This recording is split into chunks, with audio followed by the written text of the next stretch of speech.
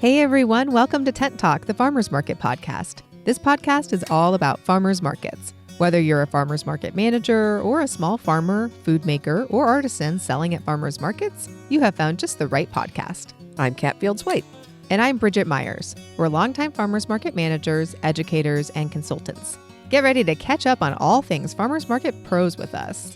During this month of Recruit and Retain episodes, today we're talking about how to find and keep the best vendors for your market. Today's episode of Tent Talk, the Farmers Market podcast, is supported by the Food Corridor, streamlining rental kitchen operations to make things easier for kitchen managers and food entrepreneurs throughout the U.S. Their online platform makes equipment scheduling, storage space assignment, and billing seamless and provides alerts to be sure each vendor's permits and insurance are current.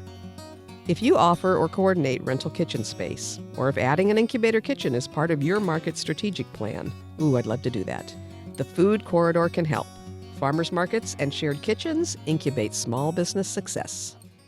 All right, welcome back to Tent Talk, everybody. We are 3 weeks away from our conference. 3 weeks away. And we're very calm and cool and collected. Wouldn't you say? Speak for yourself. We are I'm trying mostly. To manifest it. Just That's kidding. right. We're very excited. We're in the super excited phase. We are. We're Yeah. mostly calm. It's been helpful this year to have some help. That's Yes. really been dedicated. We've got a speaker concierge, Tamara Cameron. We've got somebody working with our sponsors. We're learning and growing as conference So it's only operators. taken us 9 years to get to this point. So, You know? 9th annual conference. Never I was know. looking the other day. There's still some pretty good airfares out there. So if you are one of those fourth quarter team folks, one of those last minute motivators, there's still airfare available. There's still tickets available. You've got a little while yet to register. If you think you're past the point of being able to make a plan to get to San Diego, virtual registration is still open, so you can sign up to follow online.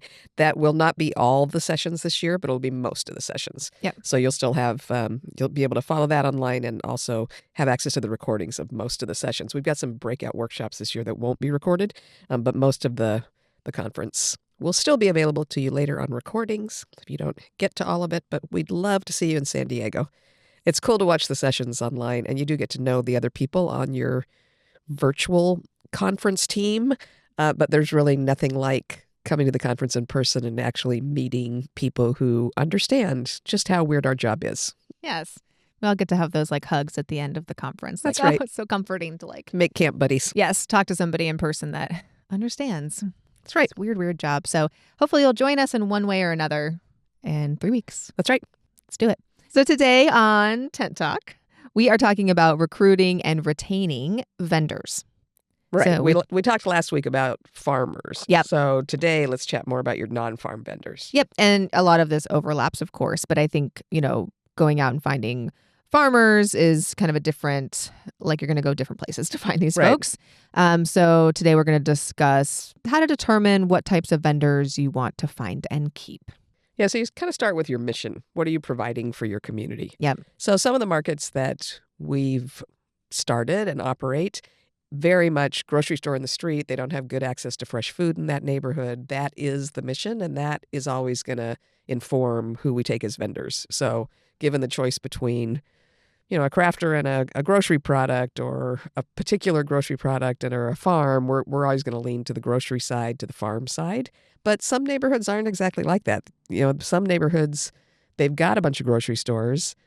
Farms are important. You want to get stuff into people's kitchens, but at the same time, what their mission is more bringing the community together and putting those tables out on the street and letting people buy grocery products or snacks or hot food and sit down together at the table every Tuesday evening. So you want to know what your mission is. Yes. And keep that in mind as you go through your vendor recruiting and retaining, because it's kind of easy to let that slip, which we'll talk about a little bit. But yeah, kind of developing that mission ahead of time. And then also understanding that especially if you're a new market and you have a mission and you're pretty sure you know what the community wants, you get in there, you start the market, but maybe the community wants something else, and Right. they'll show you in the way that they show up for the market. So your mission might need to change a little bit in that first year, 18 months.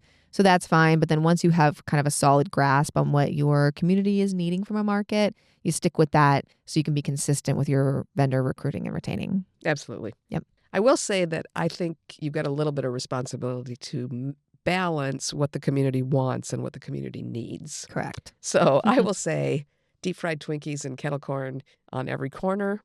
even if they want that. I'm going to hold fast. I'm going to make them eat some healthy food. Yes, I think what I mean when I say what do they want is what would best serve this community. Well, and again, it's all about balance. Yeah. So I certainly might put a kettle corn person way down far from the farmer so that you can still smell those leafy greens and strawberries. But at the other end of the market, maybe there's kettle corn and kind of fun food. Yep. So balancing it is good if that's what your community wants. But I just wanted to throw in that also you being kind of a guiding factor and letting them know what they need as well as what they want right that minute might be good. Yeah, exactly. And also knowing, the rest of the neighborhood as a whole, as opposed to maybe one or two shoppers' personal viewpoint or what's on their personal shopping list, kind of take everybody in the community into the account when you're trying to develop what's best. And if you're a professional farmers market manager or you're working with a professional team, you are the pro and the expert.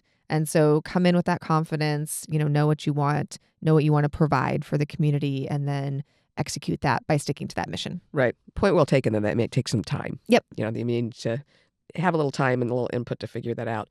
So then the next thing you want to look at is your criteria for vendors. So when you're looking at a non-farm vendor, and you're probably talking then about groceries and prepared food, certain number of crafters, we'll get to that in a bit, but so do those people have to also use local ingredients, and do they need to be sourcing them from farmers? That's my preference.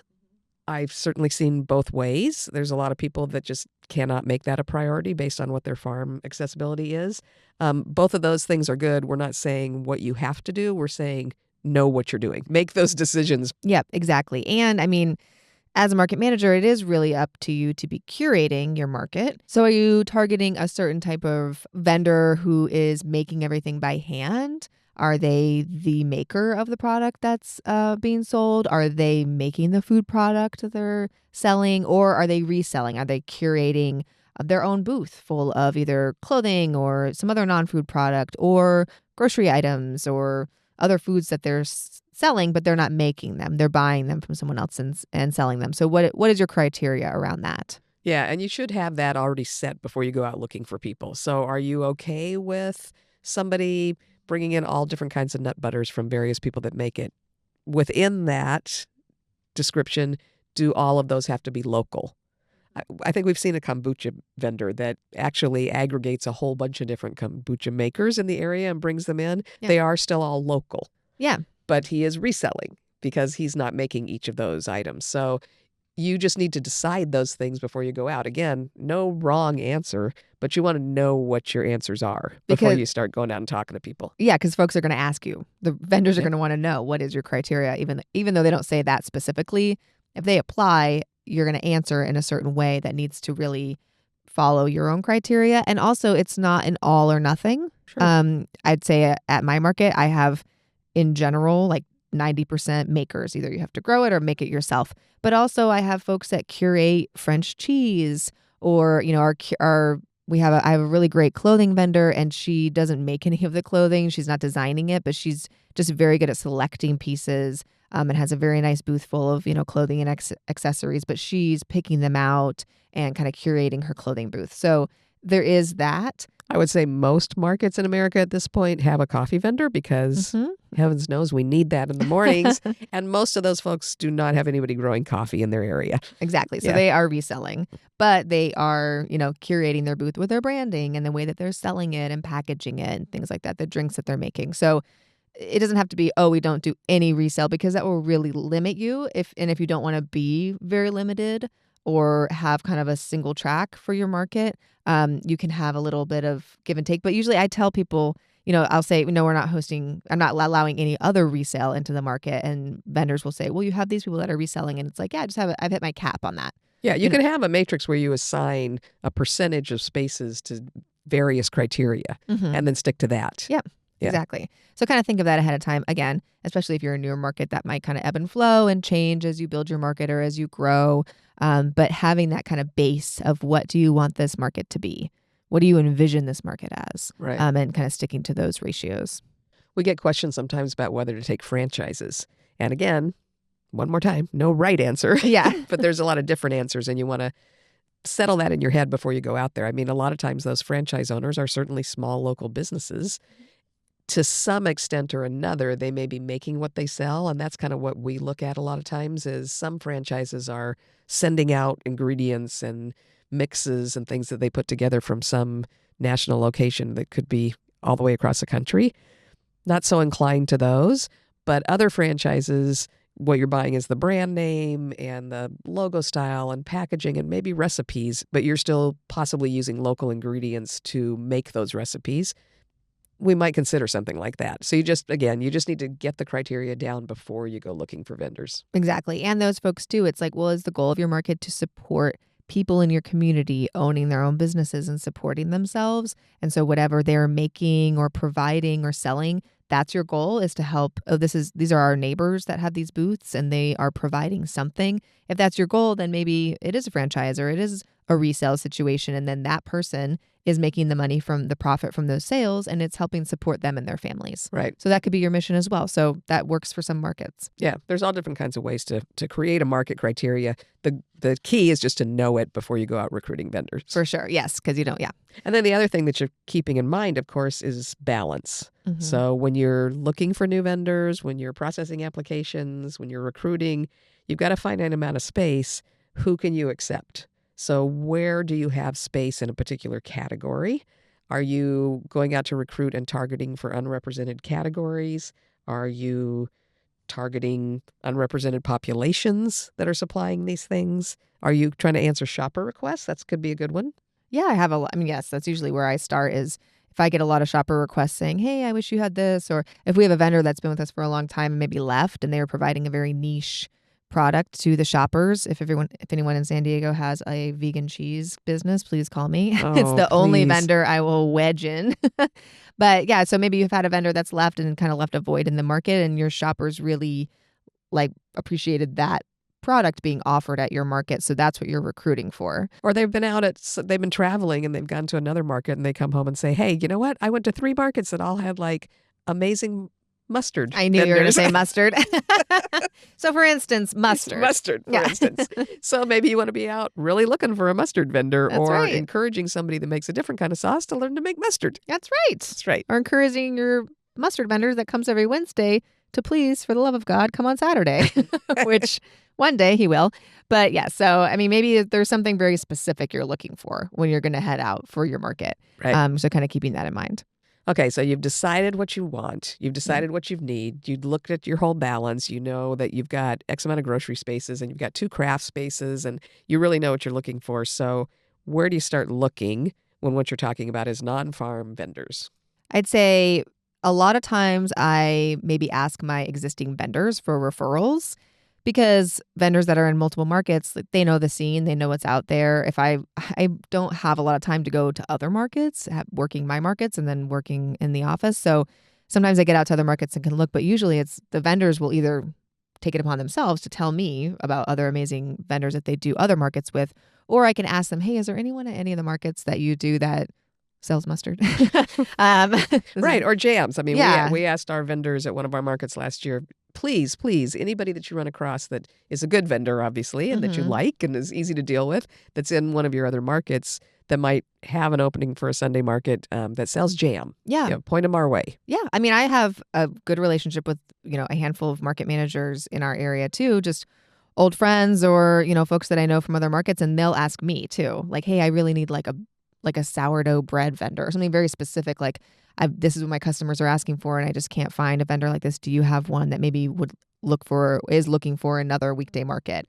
So we can kind of refer people back and forth to each other as well. Yeah, absolutely. Developing and maintaining relationships with other market managers is a terrific key because I think you're full in the category of sourdough bread makers, but they're still applying. Yes. So it's great to be able to say, gosh, I don't have room for you. You look like an awesome new business, but that market over there in that neighborhood is looking for sourdough. Exactly. I have a substitute bread vendor that pops in when my other bread vendors are out, and I love him so much, and I, kind of wish that I could add him to our market, but it would throw our balance off. But I'm always recommending him to other market managers, and he's now a part of like some weekly markets. So just referring to other market managers and then vendors that you know and trust, asking them. When I'm looking for farmers, I usually ask our farmers if they know anybody because they're such a tight group too. So depending on the vendor, but if they know you and they know the vibe of the market, they kind of, they'll say, oh, this vendor is really great. Or, you know what, this vendor is at this market with me that has very lax rules. I don't know if they would do very well in this market. They tend to come in a little bit late and pack up. And this market manager doesn't mind that, but they would have a hard time working at this market under your management. I So, know. It's the best to get referrals from your existing vendors because they know your vibe. They yeah, know what you're going to require. They know what the market needs. It's yeah, awesome. yeah, yeah. I keep an eye on social media as I'm just scrolling through. I'll find people that are talking about a business and they're making something amazing and they're thinking of opening a store, or they're doing it and delivering to people's houses, or they're selling online, but they don't look like they're really quite on top of the whole online thing, or it's a product that's maybe not ideally suited to online. Hmm. And I know they're local. Oftentimes I will reach out to them, I'll message them, I'll start suggesting things, I'll point out the Vendor 101 class so that they can learn what kind of permits they need for farmers markets. But we've discovered a lot of good vendors by spotting folks on social media. And this, my friends, is why, as vendors, you should post good content and good photos of your product with good descriptions. And you should be as passionate about your product on social media as you are in person, because market managers and other folks, maybe if you're looking to get into other spaces, they do look at social. You don't have to post constantly, but have somewhere where we can see you and post it out there, because that is where I look to. We're I look at, scouting. yeah, we're scouting. I see, I look at the posts that our vendors make, and then I look at who comments on them. And then sometimes I'll click over to their pages. So if you have relationships with other vendors, or you're doing other markets or events with folks, they do end up in front of my eyes. So, Well, and sometimes you'll have vendors that are either already vending at markets or maybe are just new products, and they'll do cross promotion mhm. with other vendors that you know and respect, whether they're in your market or not. And they'll say, we're doing this package where you get this jam and you get this bread and you get this nut butter. And you discover, oh, I don't know that jam person, but they know these other two vendors that I know are great. That's a Mhm. great person to go direct message or drop a couple of notes in their comments and say, hey, if you ever think about farmers markets, come on over. I mean, that is true. Yes, I have had applications before. That's how JoJo's peanut butter ended up at our market, is that I didn't really have a lot of room, but I only needed a packaged grocery item. And I saw that he did it was some joint post or giveaway or something. And it was one of my good vendors that had been with me for a long time. And I asked them, hey, how's this guy as a vendor? Like, I don't have a lot of room for folks, but I do need another peanut butter or some kind of packaged grocery item. And this vendor just raved and raved about them. And I trusted this vendor to say that. And then I went to a different market and saw that vendor, and they just great presentation, and it was wonderful. And he's like, I can't believe I applied. And then like 4 days later got into the Saturday market. I go, yeah, it's unheard of, but this is what happens. Like, build a good reputation and relationship with other vendors. You just never know when that's going to work in your favor if you're looking to expand or to get into markets or new markets. If you're starting a new market, the vendors don't necessarily know who's going to be managing the brand new market in town, but that market manager is probably scouting around. And so you could get maybe accepted to start in a brand new market that ends up being, a really great market for you. So keeping that in mind as vendors to, keep in touch with other vendors and build that social media kind of marketing. Yeah. Getting out to other markets and looking around, or scoping out other markets on social media who run their vendor lists, Yes, love that. including non-farm kind Yeah. of pop-ups and markets and events. So I find a lot of folks from kind of scrolling the vendor lists on, say, a vegan pop-up Yeah. or a maker's market that I think Mhm. will have good crafters, and that oftentimes in a maker's market, they have mostly craft and art, but they'll have a few food vendors that slip in there because they've got a really cool food product. So I really watch those vendor lists and then kind of track those people back on their own social media, or as time allows, get out to those markets and walk around and talk to people. Yeah. I think checking out other annual events, because maybe those folks are there, once a year. You can go out and kind of see how they operate at an event. And then if they're interested in participating in a weekly event, that's a great way to kind of capture and have that conversation with them. I think etiquette when going to other farmers markets, making sure that as market managers, you're not saying, hey, this is a Saturday market. You want to come to my Saturday market? And, Right. just making sure we've talked about this before, but making sure that you're being Just respectful. respectful, yes, and conscious that you don't want to make any vendor leave a current market to come to your market. So usually I'll go to like a weekday market to recruit for Saturday, or maybe like a Sunday market to recruit for Wednesday or something. So, and making sure that they're not like, oh yeah, I'll leave this market and join your market. Like that just gets That's a not little really the touchy. goal. Yeah. It's more like, hey, do you want to do multiple markets a week? then I have Right. another market for you. Right. Yeah. Well, and that's one of the places to start.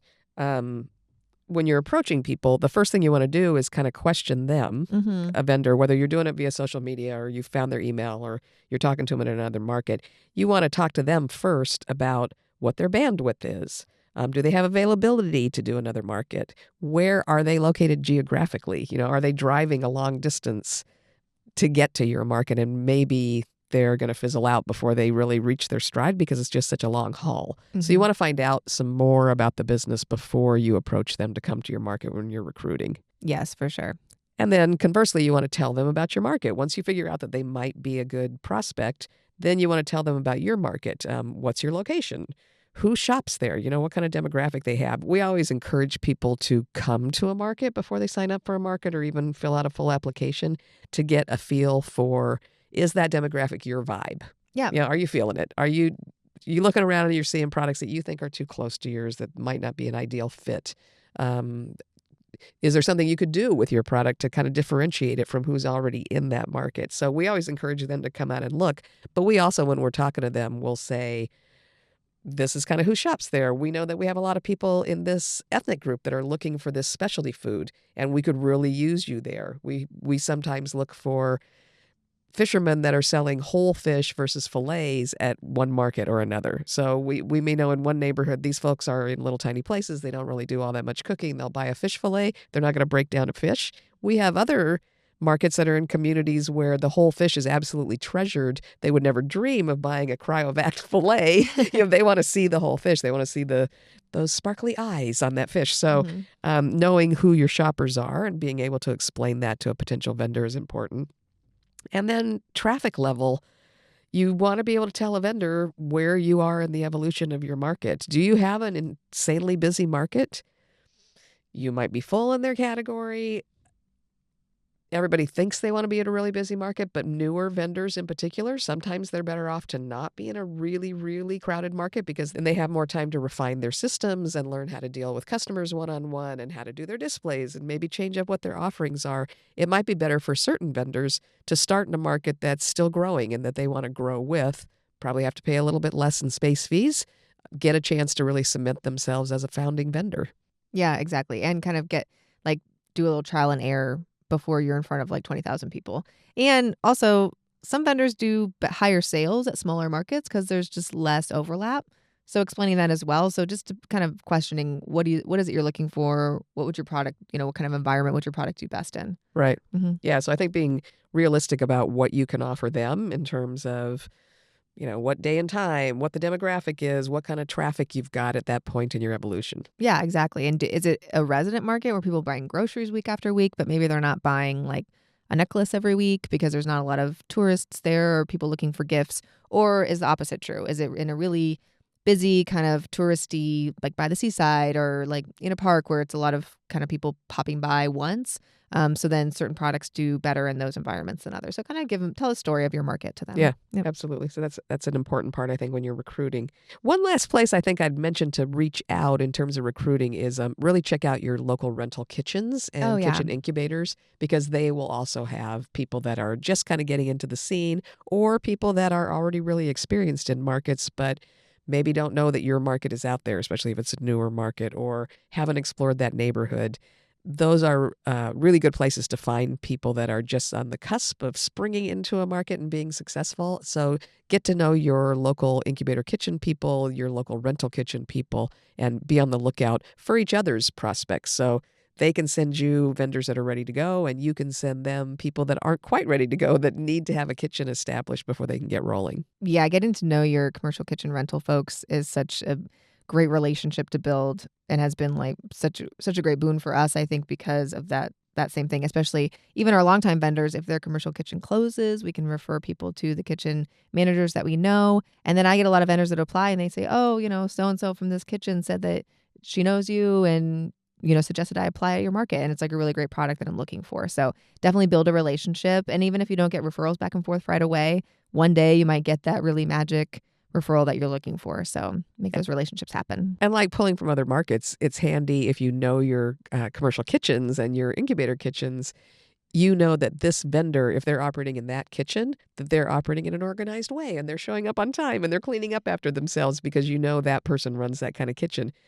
If somebody's coming from a kitchen that you know is run more casually, you might want to spend more time in your recruitment process explaining what the expectations are. Exactly. Actually, that's funny that you say that. I'm just realizing that some of my vendors that, like a group of vendors that all use the same kitchen, they're all kind of like the same type of vendor.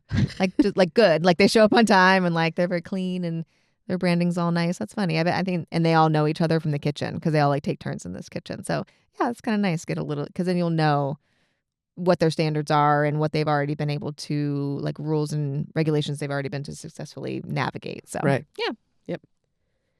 Okay, so you've found your new vendors. found them. You found them. How do you keep them? They're in your market family. Yeah. So Yes. this series is recruit and retain. Yes, What retain. The what do- retaining is tough sometimes because I think there's a lot of excitement around the recruiting and the joining. And so sometimes you're like, oh, my market's full. It's like bursting at the seams. But then, as markets do, you have ebbs and flows, and sometimes your attendance can start to dwindle if you don't really foster and care for those relationships with your vendors. That's really the very most important part, I think. And I think especially new vendors, those first early weeks with you or first early months with you, it's just like they say, new businesses often go out of business in the first year. If you can make it past the first year, you can probably make it to 5. And if you make it to 5, you'll be there forever.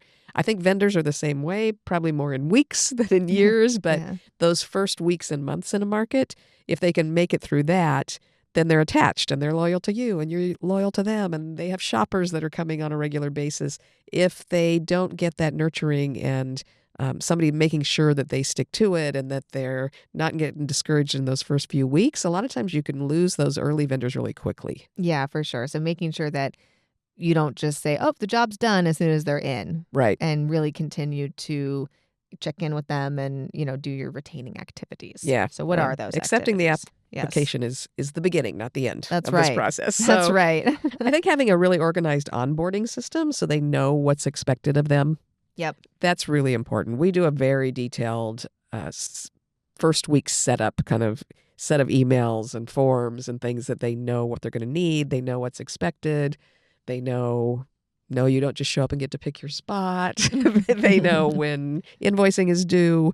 Yeah. They know what the standards are in terms of music and taking up space in the market and not extending your booth outside of your 10 by 10 and that kind of thing. Because otherwise, if you don't give them those expectations early, and Shiny Flannery at our conference has been so good about reminding us all of this, if you don't give them those expectations and they slide in a little bit late and they crank up their music system and then somebody scolds them for it, but they haven't really been told how important that is, they're embarrassed. Nobody wants to go back to a situation in which they feel embarrassed. And so you're going to have set kind of a negative tone right off the bat. And really, those are those vendors that you'll see drop out after 3 weeks. Yep. Yeah, they just haven't felt comfortable, but you can set them up to feel more comfortable and to not have those experiences. Yeah, it's a really training. This is a training time. And also to note, maybe if you have some longtime vendors, they might need like a re-onboarding. I know last year I did a lot of this when we changed to kind of a market management software program, and I had to reissue all the rules. They all had to sign off on them again, and they had some good questions, and I kind of added some things and did some tweaks because the same thing. It's like, oh, I forgot that we couldn't do that, or oh, I just never read that part. So just kind of making sure that it's really clear communication. You're setting them up for success. Exactly. Because if you're not taking the approach of setting your farmers and vendors up for success at your market, what are we doing? Like we're not I'm not just trying to like fill a spot on the street for one day. It's more work for you if the vendors are continuously leaving. Absolutely. Yes, the longer they just stay and they know the routine, they know the drill, they're providing a good service and a good product to your customers, that makes your job easier. And the shoppers like it. I mean, Exactly. shoppers are really discomfited when somebody comes in and they're just there for a couple of weeks and they pop out. Yeah. Yeah, that's discouraging to them. It's discouraging to your current vendors. So you want to make sure that you're set up to keep people and have them stay.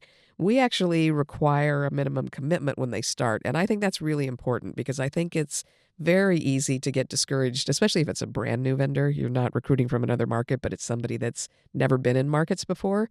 I think it's really easy for them to get discouraged by the fact that you don't necessarily sell out your first few weeks. Customers take time to get to know you.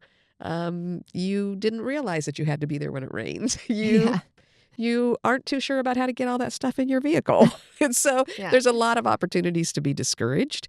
So setting that minimum commitment, for us, it's typically 6 weeks. Sometimes we'll do an 8-week commitment. I think hugely makes a difference on whether or not people succeed, because if you make it through those first couple of weeks, you absorb all that, you learn easier ways to do things, you suddenly develop at least a couple of really regular shoppers and somebody that's excited to see you back every week, then it's really encouraging and you're really excited and you're positive.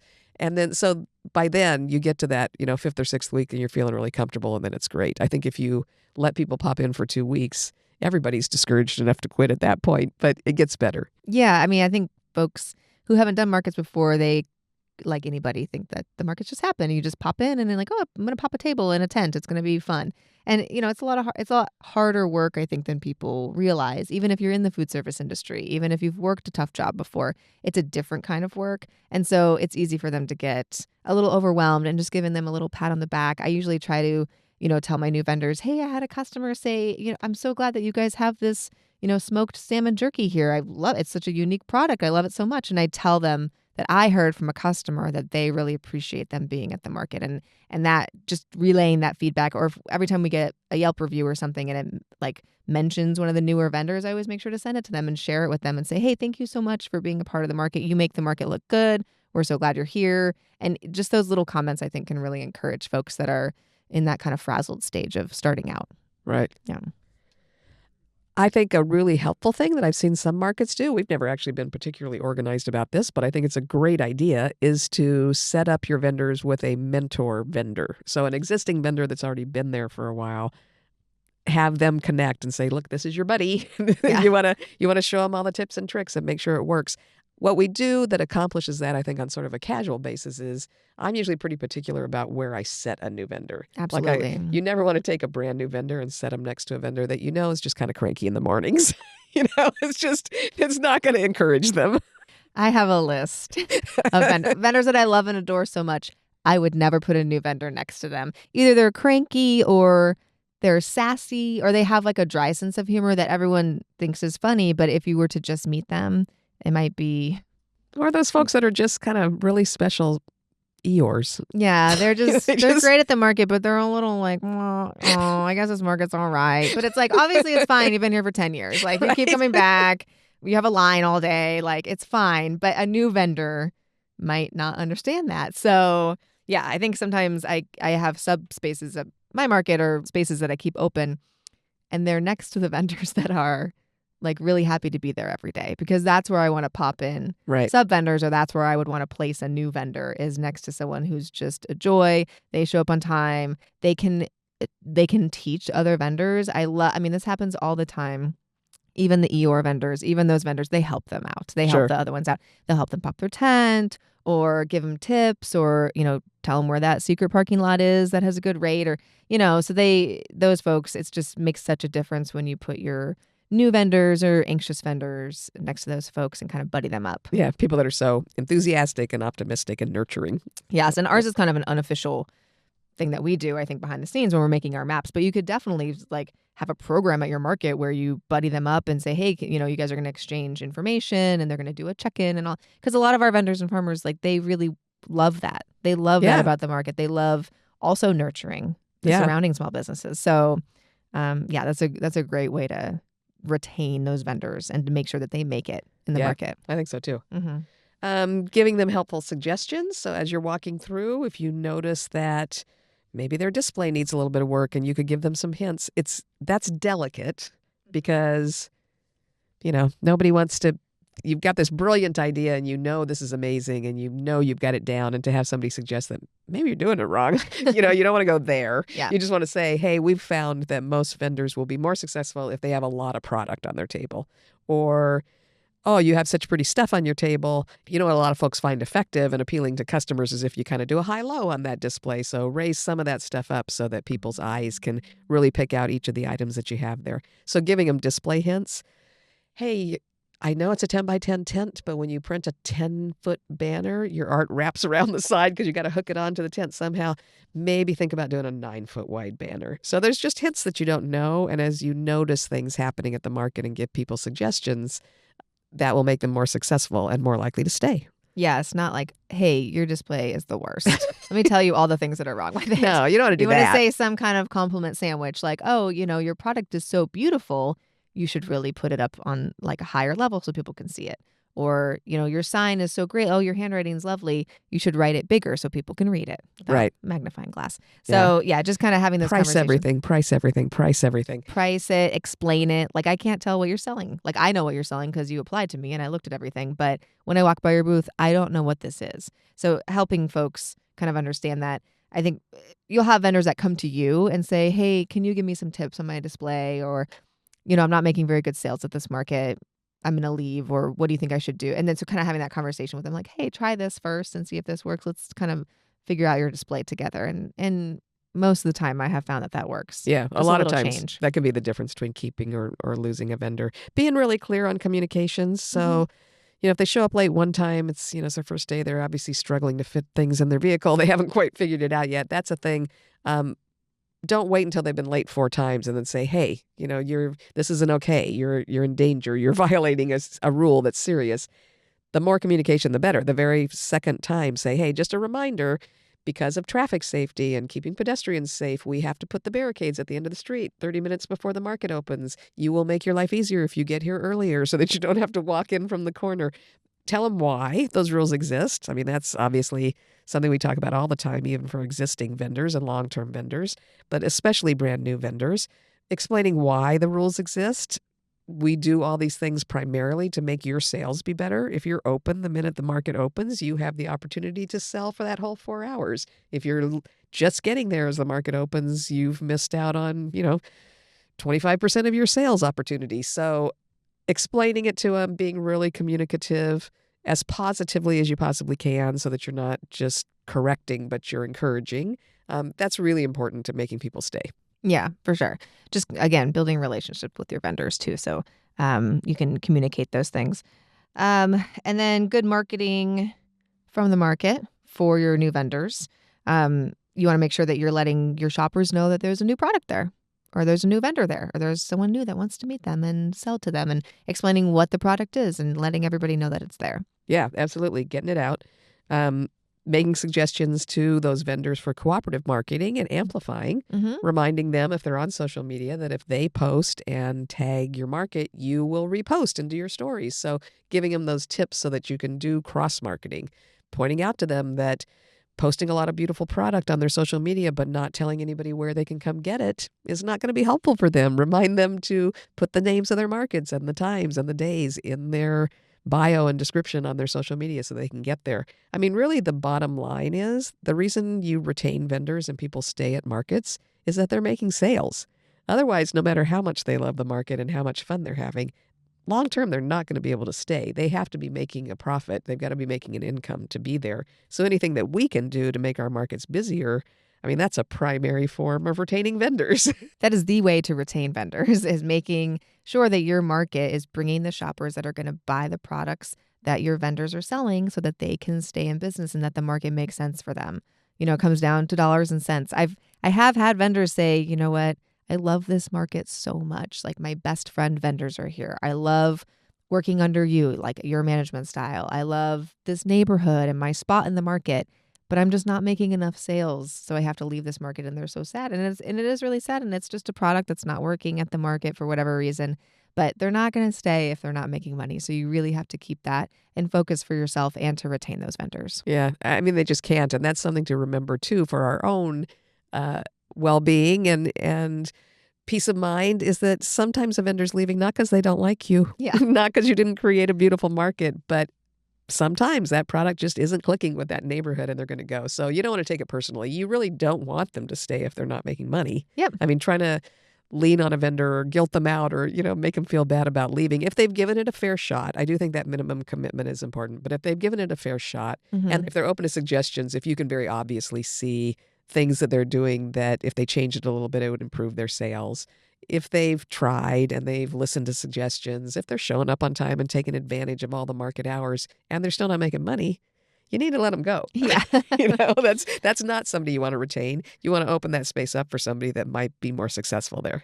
Definitely, and that's definitely been our experience with vendors throughout the years too, where I've said, "Hey, instead of leaving the market, do you want to give it another 2 weeks? I'll move locations, or, maybe try this signage, or I'll put you next to this complimentary vendor, on the next block. And they say, great, yeah, I'll give it a shot. And they've And done, sometimes it's a big yes. turnaround. And sometimes they are like, wow, this is great. And they stay in the market forever. And that's like your longtime vendor.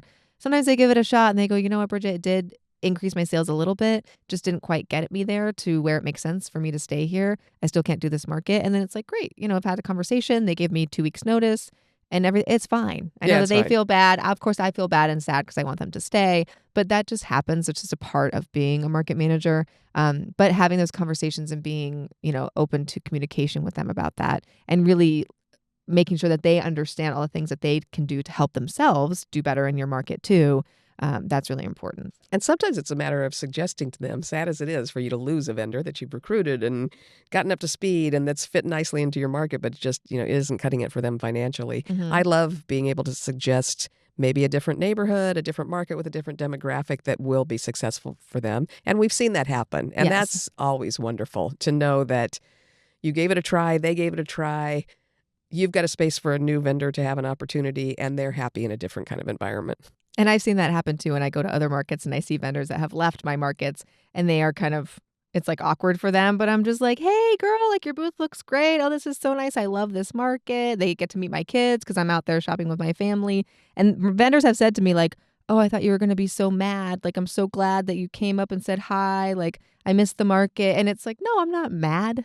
Like, I am mad under certain circumstances if you leave in a different way. But no, if you really tried and you gave notice and stuff, it's just sometimes certain vendors don't work and you don't have to retain a vendor that really shouldn't be retained. So letting them go can kind of still keep that good relationship going with that vendor. And I always love just seeing them succeed somewhere else if that's what needs to happen. So Yeah, for sure. it's all part of the process. Yep. Yeah. So the last couple of things I think on retaining vendors, hopefully they haven't moved down to another market, but if they're with you, is listening to their concerns. Mm-hmm. And I think that session at the Intense Conference, I've talked quite a bit with those speakers while we're setting up the schedule and thing for the conference. And one of the things they're saying is one of the ways to retain vendors is to be ready to be wrong.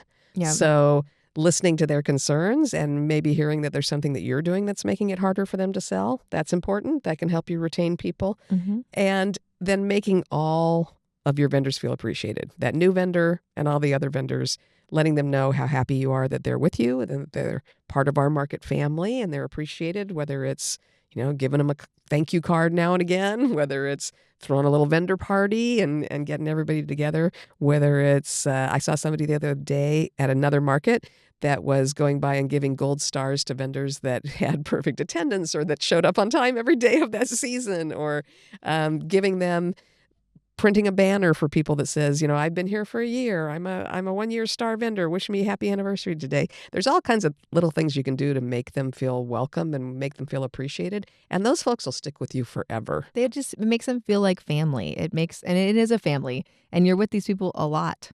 And so kind of cultivating those relationships where they feel appreciated to be in the market and they also feel appreciated by you. I just think it just really helps them stay in the market for the long run. Yeah, for as long as they can be successful there and as long as they add to your market. I mean, that really is our goal. That's right. Retain. So more than anyone, we all know that farmers markets don't just happen. Creating a market that perfectly serves its community means success for everyone involved, and curating farmers and vendors is the heart of that process. Intentionally develop the balance between growth and opportunity, showcase vendors with established followings, and incubate and encourage new small business owners, and you'll have harnessed the art and the science of markets that thrive. Thanks for listening today, and big thanks to the Food Corridor for making things smooth and easy for rental kitchen managers and food entrepreneurs throughout the U.S., and for supporting Tent Talk, the Farmers Market podcast. Find more information about their services by clicking the Food Corridor logo on the resource page at farmersmarketpros.com. Please leave us a review on your podcast app or wherever you listen to Tent Talk. Let us and others know how you're enjoying the podcast. Be sure to subscribe so you don't miss the next episode of Tent Talk. Connect with fellow Farmers Market folks in our private Facebook group, the Farmers Market Pros Community, and follow us on Instagram at Farmers Market Pros. Find online education and other resources at farmersmarketpros.com. Tent Talk is brought to you by Farmers Market Pros, where passion meets profit. Tent Talk is hosted by Kat Fields White and Bridget Myers and produced by Leandra Hayes, with original music by David Mead. Tune in next week for another great episode.